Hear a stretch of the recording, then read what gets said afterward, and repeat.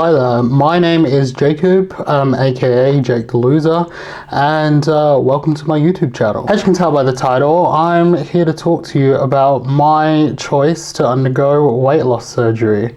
But before we get into that, I'll give you a little bit of a background as to who I am and why I decided to make a video in the first place. So a little bit about myself. I am 28 years old. I am currently living in Perth, Western Australia. I am a paralegal and I am also a law student. So I have been obese the majority of my adult life, and I've always been overweight as a kid and as a teenager. I guess for a while I have accepted that I am overweight. I have come to terms with that. However, over the last couple of years I have decided that I would like to, get my weight in control, and hopefully feel like the healthier version of myself. I'm also aware of, being overweight is not healthy, and no matter how healthy you may feel at the time, it's inevitable that there are ailments that may come along because of being overweight. So I'd like to change that and essentially live a long, happy and healthy life. I have made several attempts at trying to lose weight in the past. Some were successful, some were not successful, but I will talk about that in more detail a little bit later on. So why have I decided to make a channel? I guess the reason I am here to talk to you guys is essentially, naturally when you're about to go through something big, especially nowadays, the first thing to do is to go to the internet and see if anybody else has gone through the same thing. And yes, I did come across some channels and some articles of people, detailing their weight loss journey and, some of the struggles that they've had. However, I found that most of the videos that I did come across, they seem to be professional videos by other surgeons that have made success stories from their clients, or it's medical articles or journals that have posted their view on weight loss surgery. And I feel like those types of videos, they don't really have that personal aspect. Especially someone like me, I kind of want to see a regular person detail what they've been through and their experiences and some of the challenges that they faced, but some of the successes that they've had as well. Essentially, the reason why I have decided to make a channel in the first place is so I can be that person, detail my journey, tell stories about some of the good things, some of the bad things that I've been through or that I will go through, and hopefully if it's able to help someone else, then perfect. That's what I would like to accomplish. I definitely don't claim to have all the answers. I'm only partially through my journey. My surgery isn't actually booked in until June of this year, so definitely do not have all the answers, and I would never expect to have all the answers, but at least I hope that my journey will be able to help other people whilst they either consider their journey or go through their journey or even reflect on their own journey. So yeah, that's essentially what I would like to accomplish from making these videos. So I guess just going into my struggle with my weight over the years. As I mentioned, I have always been a chubby kid. I had parents that were always busy working, so whenever they would come home, it would always be quick and easy meals for me to eat.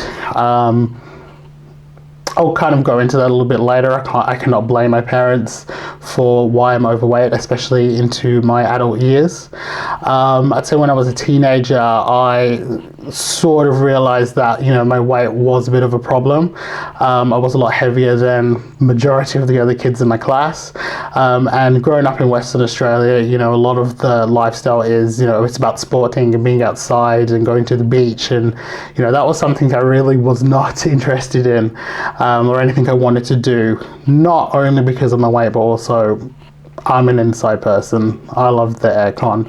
I'm not a fan of the heat, so definitely didn't help things out. So when I was 22, I would say that was when I was at my lowest weight and I guess healthiest state as far as my adult life goes. I was around 90 kilograms, which I guess if you were to go on these BMI charts, it's still considered overweight.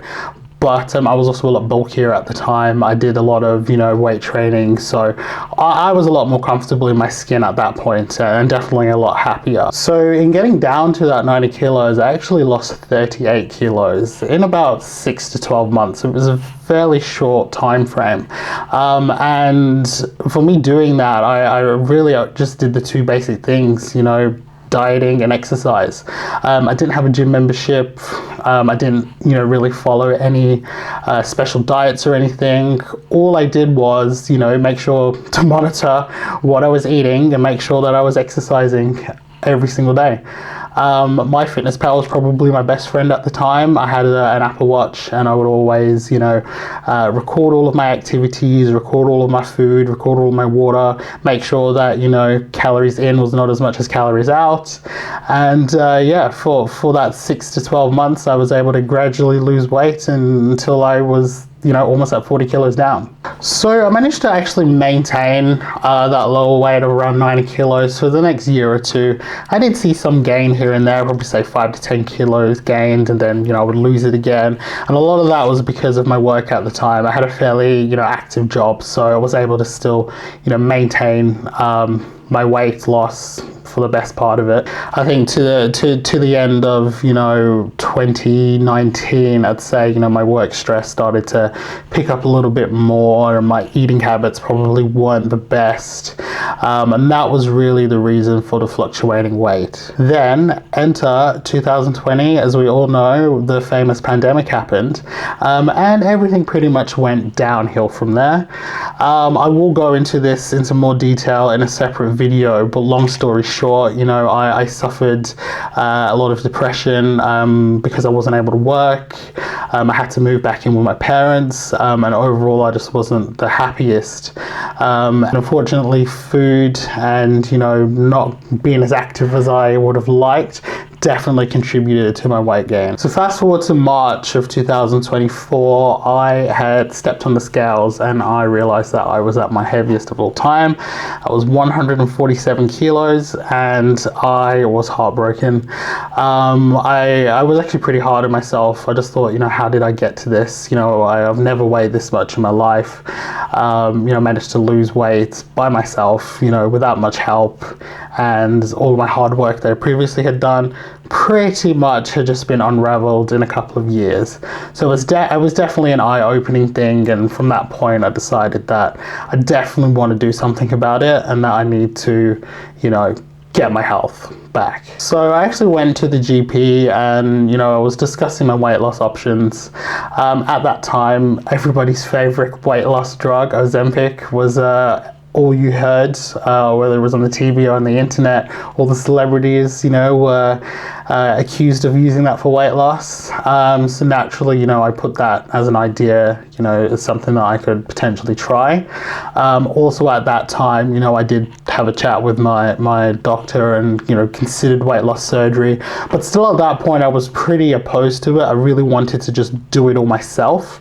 And I figured, Ozempic, it's a little bit of a cheat code, but it's not as drastic as weight loss surgery. So I didn't consider it as too bad. So I'd say fast forward until mid 2024, Ozempic actually works. I actually lost 17 kilos, and I will say that it was for Ozempic, and obviously I've been a little bit more active, since started taking my dog for a walk a lot more, trying to fit in some gym time, especially with the luxury of being able to work from home. I have a lot more time to be a little bit more active and not use the excuse that I'm tired after work, so I don't want to do anything. So I definitely found that losing the weight with Ozempic definitely, it made things a lot easier. The only issue with that is Ozempic is very expensive. There was a point early to mid last year where nobody could get Ozempic, especially because it's not actually supposed to be used for weight loss. So they decided to bring out the carbon copy of it with a different name called Wegovy and slap a higher price tag on it.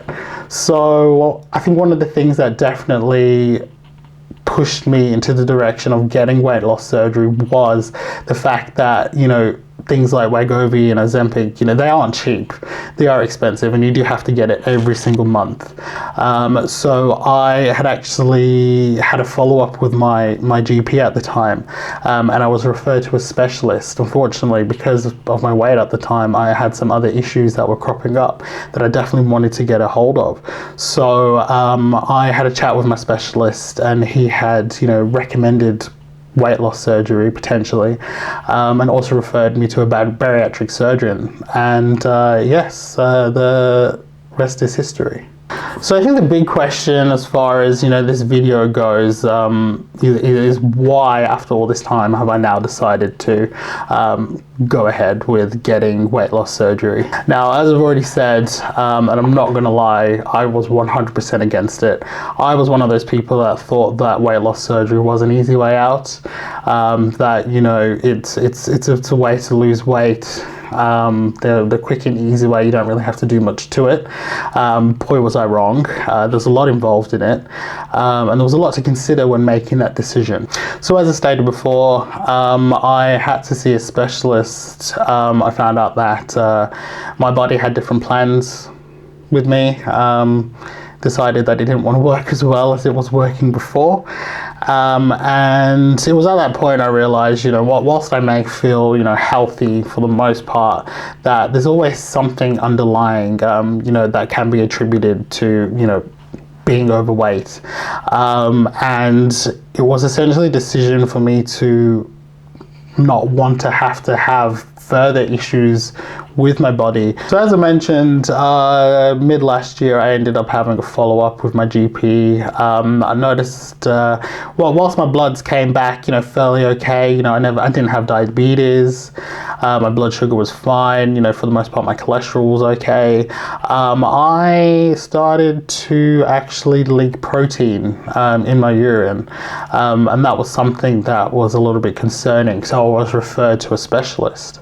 After being referred to the specialist, I found out that, you know, my high blood pressure could be a reason as to why my kidneys are leaking protein, and, you know, my high blood pressure, not only just from, you know, inheritance, it also could be because of my weight as well. So, you know, all roads seem to lead back to being overweight, and I'm not ignorant to that. I am aware that obviously, you know, with excess weight comes excess problems.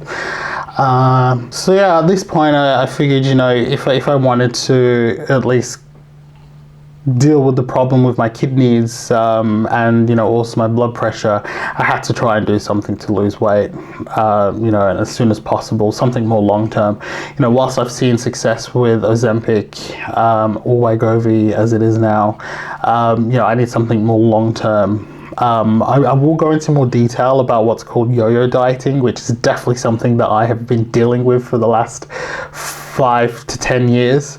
Yeah, for the most part, the journey that I've been going on hasn't been as successful as I would like it, so I definitely need something more permanent and more long-term. So my specialist actually recommended me a bariatric surgeon, and has said that, you know, he had patients that he has referred before. So I did my research. I definitely did a lot of research when it came to the different types of weight loss surgery. I had my first appointment with her at some point last year, and yeah, from that point on, I decided, I guess weight loss surgery is for me, and I will be definitely going ahead with it. So yeah, I guess this is just my little introduction into, you know, who I am and, you know, why I've decided to go down the weight loss surgery route, and, you know, essentially what I plan to bring to this YouTube space in terms of my journey, and, you know, just giving my opinion about things. I'd also like to kind of discuss alternative methods of weight loss as well that I have experienced in the past, such as Ozempic, and a little bit further in the past, things like Duramine and, you know, supplements and things like that. Stuff that really either does not work or, you know, damages your body further. I think I'd also like to talk about the stigma behind weight loss. You know, a lot of people do still share the same opinion that I, admit that I shared before, that weight loss surgery is the easy way out. And I think it would be important to open that up as a conversation and be able to talk about it, and essentially say it definitely is not the easy way out whatsoever. And just hopefully reassure people that maybe in my situation that either have booked their surgery, or maybe considering weight loss surgery, or have already gone through surgery and, maybe questioning whether it was the right decision or not. I just kind of want to leave that space out there. So if you are interested in my journey, I'd definitely like to say subscribe and follow it along with me. If any of you have any ideas for any videos that you'd like to see from me, more than happy for you to drop a comment, and I will definitely try and respond to all of the comments, and make any videos that people recommend. I'm definitely keen to be collaborative on this, and yeah, if you're interested, give the video a like, share it with anybody that might be considering weight loss or might be interested in my journey. And yeah, that's pretty much it from me for today. I'll leave it at that. Make sure you like, comment, and subscribe, and I will catch you next time.